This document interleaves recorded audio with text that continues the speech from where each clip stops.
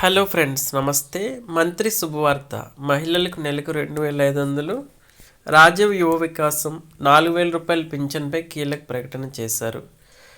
అయితే తెలుగు రాష్ట్రాల సంక్రాంతి సంబరాలు ఘనంగా జరుగుతున్నాయి.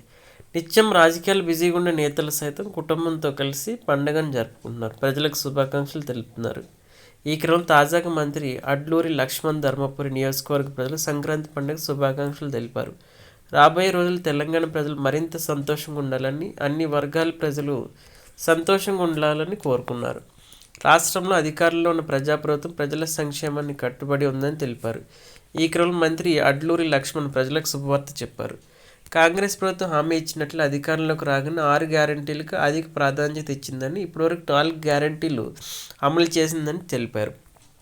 మిగిలిన 2 గ్యారంటీలపైన రాజీవ్ వికాసంతో పాటు పెన్షన్ మొత్తం 4,000 పెంచే హామీని కూడా అతి త్వరలో అమలు చేస్తామని తెలిపారు.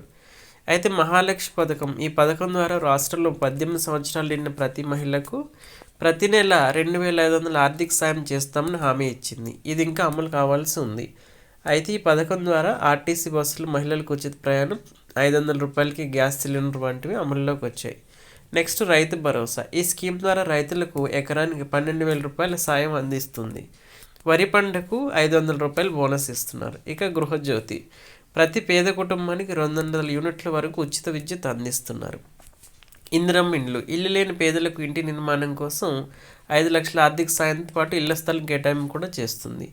యువ వికాసం, విద్యార్థులకు, నిరుద్యోగులకు ఇంకా 5 లక్షల సాయం చేయనుంది. ఇది ఇంకా అమలు కావాల్సి ఉంది. చేయూత పథకం, పింఛన్ మొత్తాన్ని 4,000 రూపాయలు పెంచుతామని హామీ ఇచ్చింది. ఇది ఇంకా పెంచాల్సి ఉంది. కాబట్టి త్వరలోనే పింఛన్లు పెంచే అవకాశాలు ఎక్కువ ఉన్నట్లు తెలుస్తుంది.